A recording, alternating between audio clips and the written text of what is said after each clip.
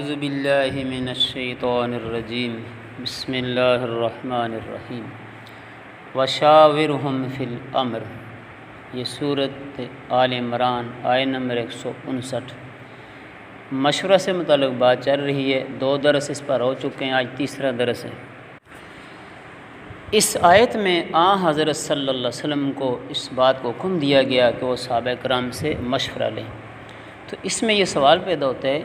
کہ حضرت صلی اللہ علیہ وسلم اللہ تعالیٰ کے رسول اور صاحب وحی ہیں، آپ کو کسی سے مشورہ کی کیا حاجت اور ضرورت؟ آپ کو تو ہر چیز حق تعالیٰ شانہ کی طرف سے بذریعہ وحی معلوم ہو سکتی اور معلوم بھی ہوتی تھی۔ پھر یہ بات بھی کہ اللہ کا جو نبی ہوتا ہے اس کے پاس تو سب سے زیادہ علم ہوتا ہے، خاص کر امام الانبیاء محبوب خدا صلی اللہ علیہ وسلم کا علم، تو تمام انبیاء کا علم اکٹھا کر لیا جائے اور تمام انسانوں کا علم، تو علماء فرماتے ہیں نبی کریم صلی اللہ علیہ وسلم کا علم ان سب سے زیادہ ہے۔ تو دنیا میں سب سے زیادہ علم والی ہستی، جس کا مرتبہ خدا کے بعد، جس کا علم خدا کے بعد سب سے زیادہ دانا انسان، حکمت والا انسان، بصیرت والا انسان، اس کو کسی سے مشوروں کی کیا ضرورت ہے؟ پھر اللہ تعالیٰ نے اپنے نبی کو صحابہ سے مشورہ لینے کا حکم کیوں دیا؟ تو بعض علماء نے اس کا یہ جواب دیا ہے کہ حضرت صلی اللہ علیہ وسلم کو مشورہ کی کوئی ضرورت نہ تھی، لیکن یہ صرف صحابہ کرام کے اعزاز اور ان کی دلجوئی کے لیے مشورے کا حکم دیا گیا ہے۔ لیکن امام ابو بکر جساس رازی رحمۃ اللہ علیہ، اس طرح بعض دیگر محققین مفسرین رحمہ اللہ نے فرمایا کہ یہ بات درست نہیں ہے کہ صرف دلجوئی کے لیے مشورے کو حکم دیا تھا، یہ غلط بات ہے۔ کیوں کہ اگر یہ معلوم ہو ساتھیوں، جو بھی مشورہ لینے والا امیر ہے، سرپرست ہے، نبی ہے، قائد ہے، رہنما ہے، اس کے جو مریدین ہیں، شاگرد ہیں یا کارکن ہیں، ان کو جب یہ معلوم ہو کہ ہمارے مشورہ پر کوئی عمل نہیں ہوگا اور نہ ہی مشورہ کا کسی کام پر کوئی اثر ہوگا، یہ صرف برائے نام مشورہ ہے، تو اس مشورہ پر کوئی دلجوئی اور کوئی بھی اعزاز نہیں رہتا۔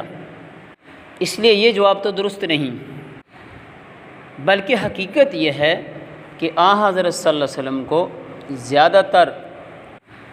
امور میں تو براہ راست حق تعالیٰ شانہ کی طرف سے بذریعہ وحی ہی حکم دے دیا جاتا تھا، بات بتا دی جاتی تھی، مگر بمقتضائے حکمت بعض امور اور بعض کاموں کو حضرت صلی اللہ علیہ وسلم کی رائے اور ثوابدید پر چھوڑ دیا جاتا۔ ایسے ہی امور میں مشورہ کی ضرورت ہوتی ہے، اور اسی قسم کے امور میں، اسی قسم کے کاموں میں مشورہ لینے کا حکم دیا گیا ہے۔ خلاصہ بات یہ ہے کہ نبوت اور رسالت اور صاحب وحی ہونا کچھ مشورہ کے منافی نہیں ہے، اور نبی اور رسول کو بھی مشورہ کی ضرورت ہے، اور یہ بھی نہیں کہ یہ مشورہ محض ایک نمائشی دلجوئی کے لیے تھا اور اس کا اثر معاملات پر بالکل نہ ہو، بلکہ کئی مرتبہ مشورہ دینے والوں کی رائے کو آپ صلی اللہ علیہ وسلم نے اپنی رائے کے خلاف بھی قبول کیا، یعنی حضور کی رائے کچھ اور ہے، صحابہ کی رائے کچھ اور ہے، تو حضور نے اپنی رائے کو چھوڑ کر کے صحابہ کی رائے کو قبول کیا اور اس کے مطابق فیصلہ کیا۔ نیز اس میں ایک اور بات بھی ہے کہ بعض کاموں میں حضرت صلی اللہ علیہ وسلم کے لیے بذریعہ وحی کوئی خاص صورت متعین نہ فرمانے اور مشورہ لے کر کام کرنے میں حکمت اور مصلحت یہ بھی ہے کہ آئندہ امت کے لیے ایک سنت رسول کریم صلی اللہ علیہ وسلم کے عمل سے جاری ہو جائے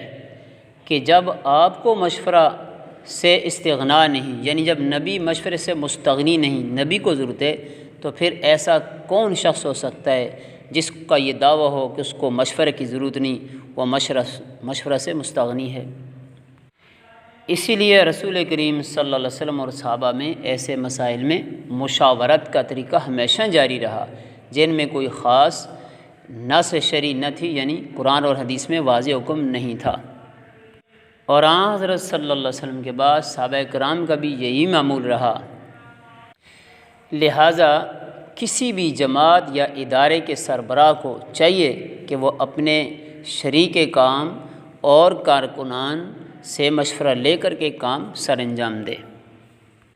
اللہ تعالی ہمیں اپنا دین سیکھ سمجھ کر عمل کی توفیق عطا فرمائے۔